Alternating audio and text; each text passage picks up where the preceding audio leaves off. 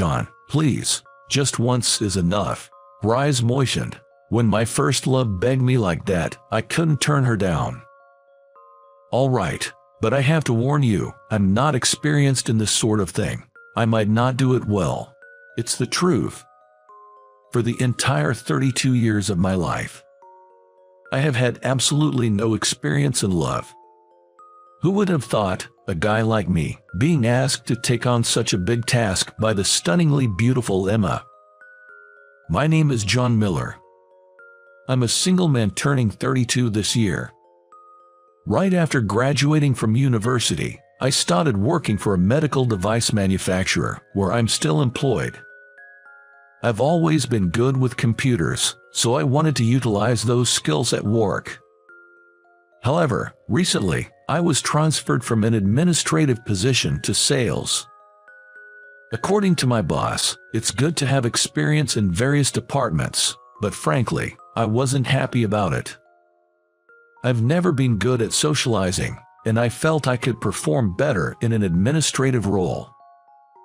Honestly, I think this job change completely ignored the principle of right person in the right place. Plus, there's a male coworker named Alex in the same department who always seems to have it in for me, making the environment extremely uncomfortable. John, you're really useless. Your sales performance won't improve if you keep that gloomy face, Alex would say, scoffing at me. Alex, who is highly educated and handsome, is consistently a top performer in sales. Haha, I'm trying my best, but it's not going well. Sales is simple. Just keep talking, and you'll sell. I really can't understand why you can't do such a simple thing, he said, laughing at me. Alex even has a certified public accountant qualification and is truly an excellent talent. Everyone agrees that if things continue this way, Alex will become a company executive in the future. In contrast, I haven't been able to achieve good results in the department I was assigned to, and it's depressing to think about why there's such a big difference between us, even though we're the same age. Feeling more down than I expected, I decided to visit the municipal library on my next day off. It's been a while since I came here. This library was a special place where I used to spend a lot of time when I was in elementary school. The wooden building is old, but it has a deep charm, and it made me reminisce about the past. I made many memories in this municipal library with my first love. In third grade, I was surprised when my hand touched a girl's as I was trying to pick up a book in this library. It seems we were trying to pick up the same book at the same time. The girl was Emma, who had just transferred to my class. So I was even more surprised. Oh, I'm sorry. No, it's my fault. But I was surprised. I didn't expect to meet you here, John. Me neither. I rarely see other classmates in this library. As we were talking, a librarian who was passing by looked at us. If we continued to chat in the library, we might get told off. Thinking this, I decided to invite Emma to go outside. Normally, I wouldn't feel like this, but I wanted to talk more. I was worried if she might refuse, but Emma gave me a gentle smile and said, sure. So we sat on a bench outside the library. Feeling like this was a bit like a date and made my heart pound, but that's a secret. Emma confided in me. Honestly, I don't really want to go to school. Why? Well, I'm overweight, right? I was bullied at my previous school because of that, and even now, I don't have anyone I can call a friend. I sympathized with Emma's story. I'm also not good at communication and don't have many friends. Me too. I honestly find it hard to go to school. This is the first time I've been able to talk honestly with someone like this, so I'm kind of happy. When I said this, Emma said, me too. Looking back now, I think that was the moment a friendship was born between us. And so, we naturally became friends, and met frequently at the local public library. We certainly had conversations at school, but if we were too close there, we risked becoming the target of teasing, with people saying, "Are those two dating?" We both wanted to avoid that, so we kept a certain distance from each other. Over time, Emma also made a few female friends. Her modest and gentle nature probably made the other girls feel close to her. I'm really glad Emma made friends. For some reason, even though it wasn't about me, I was happy to see Emma enjoying herself. When we first met, we were both too young to understand the concept of love, but as the grades went on, I began to realize that my feelings for Emma were special. Emma and I have the same taste in books, and just talking to her is a real joy. Even though I was full of complexes and often felt suffocated in school life, the time I spent with Emma gave me the energy to live. I hope this time will continue forever.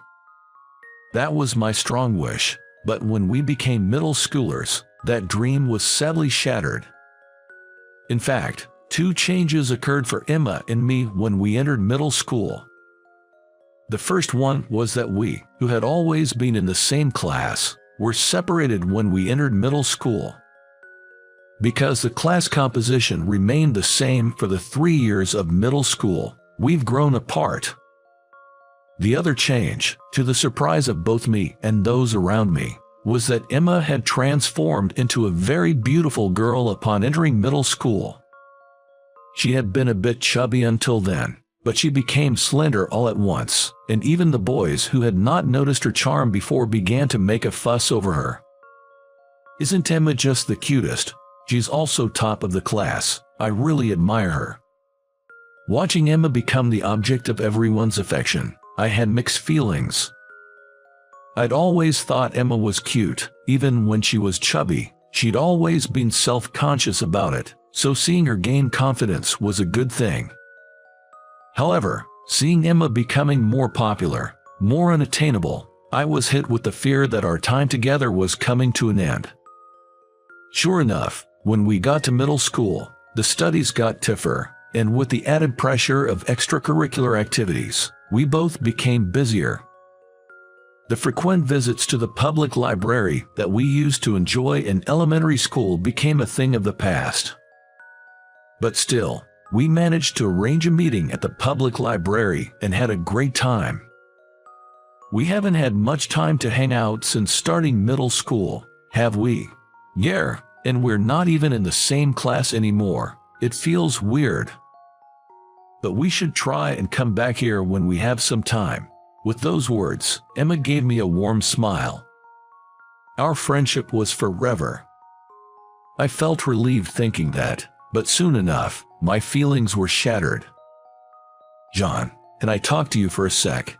One day during break, I was suddenly called out by a guy in my class named Jack, which surprised me. Jack was good-looking, the ace of the soccer team, and one of the top guys in the school's social hierarchy. What could he possibly want with me? As Jack led me behind the school building, he suddenly grabbed me by the collar. Confused and not knowing what was happening, Jack spoke to me in a harsh tone. "You've been hanging around the public library waiting for Emma, huh? I've got my eye on her, so don't try anything funny."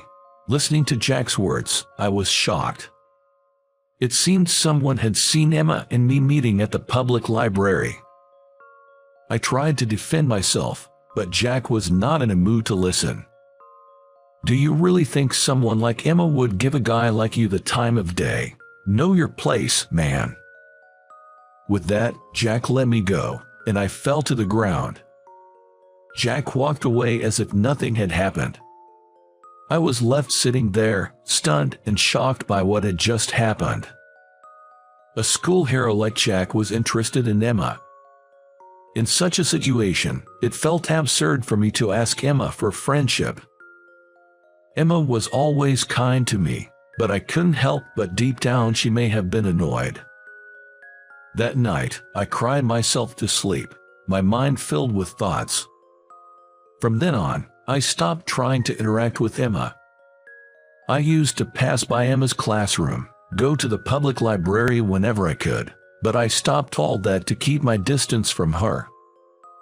The school was full of students, so naturally, the interaction between Emma and me decreased dramatically.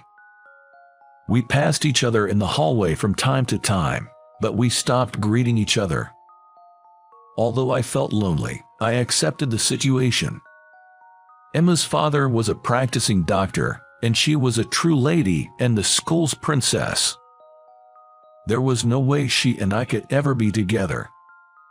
If that's the case, it's better to give up before my feelings of affection become any stronger. And so, my first love quietly came to an end. Since then, I never dated any woman. Heck, I didn't even fall in love with anyone else. I grew older, all the while remaining utterly unacquainted with love. Still, it's undeniable that even now, I can't forget my gentle feelings for Emma. People might laugh at me for still carrying that adolescent crush from middle school. But the feelings I never expressed and kept sealed away never faded in me even as I became an adult. With these bittersweet memories of Emma, I decided to visit the city library, where an unexpected event occurred. Shockingly, Emma was at the library. Our eyes met, and we froze for a moment. Neither of us ever expected to reunite in such a place, even though I thought I would never see her again. 17 years since our last meeting, Emma had become even more beautiful. While I was still frozen in surprise, Emma slowly approached and began to speak. You're John, right? Yes, I am. What a surprise, meeting here. Me too. Should we change places? Everyone is kind of paying attention to us. Just as Emma said. Other library patrons were staring at us because we looked so surprised. And so, we decided to talk outside. Somehow, this felt nostalgic. I ended up having tea with Emma at a nearby coffee shop. I never thought I'd be having a one-on-one conversation with Emma. As we were chatting, suddenly Emma started with a troubled expression. I think I can ask John. You see, I'm being forced into marriage. What? I'm currently working as a nurse at my father's clinic, and a supplier who visits there regularly has been making a pass at me. My father, seeing me single and without a boyfriend, is insisting that I should marry the supplier, but I absolutely don't want to. That sounds tough. So, John, please, pretend to be my boyfriend just once. What? I was surprised by Emma's unexpected proposal. Who would have thought I'd be asked to play the role of Emma's boyfriend? When I was trying to reject the man's proposal, I impulsively lied that I have a boyfriend. But he's so insistent and wants to meet the boyfriend. Even my father is telling me to introduce him. I'm really in trouble. But, John, please, just once. Looking into her moist eyes, I couldn't refuse my first love's request. I get it, but I don't have much experience with this, so I might not be good at it. Thank you. If you're sitting next to me, it's fine. I'll do all the explaining to him. And so, I ended up agreeing to play the role of Emma's boyfriend the following Sunday. The venue was the lounge of a hotel, where the man who proposed to Emma was supposed to come. As I was ironing my shirt to wear to the lounge, I had mixed feelings. I was happy to reunite with Emma and happy that she rallied on me. But I wondered why such a beauty like her is single and not dating anyone. If Emma were as beautiful as she is, she should have many other male friends, so why did she choose me? I spent the day with these questions in my heart, but there was another twist waiting for me. Surprisingly, the person who showed up at the lounge with Emma was my colleague, Alex. Why is John here? Even Alex looked surprised and turned to me. Heck, could it be that you two know each other? Know each other? This guy's my colleague. Saying so, Alex glared at me. Even as we faced each other in the lounge, Alex didn't bother to hide his irritation and was quite dismissive. Why did you, Emma, end up dating John? Actually, We're old childhood friends. That's how we naturally started dating. That's suspicious. I work with John, but I never saw any signs of him having a girlfriend," Alex said, looking at us suspiciously. Emma made up a story, but it seemed like Alex saw right through it. "Could it be, Emma, you wanted to turn down my proposal, so you asked John for help?" No, that's not true. But you two, despite supposedly being lovers, are distant. No matter how I look at it, you don't match." Upon hearing Alex's words, old memories flashed back. During middle school, the words showered by Jack echoed in my mind. "Emma is a lady, very beautiful, but John is a complete loser. No matter how I see it, there is no way Emma could love John." Stop putting him down any further. Not expecting Emma to raise her voice, Alex and I were surprised and looked at her. Emma's cheeks reddened, her eyes watered, and she trembled. "Alex, John is a wonderful man, more than you think. I love John, and I won't allow anyone to insult him. Even if it's just acting. To think Emma would defend me." While I was touched, Alex opened his mouth, looking uncomfortable. "Got it, Emma. I'll give up on you. You two, enjoy yourselves." Saying that, Alex got up from his seat with a displeased look and left the lounge with incredible speed. As Emma still had tears in her eyes, I suggested we leave as well and decided to let her cool down in a nearby park. I sat her down on a bench and handed her a handkerchief. "Emma, thanks for defending me. That was quite the performance." It wasn't an act. Surprised by her words, my eyes widened and Emma began to speak. I've always liked John since long ago.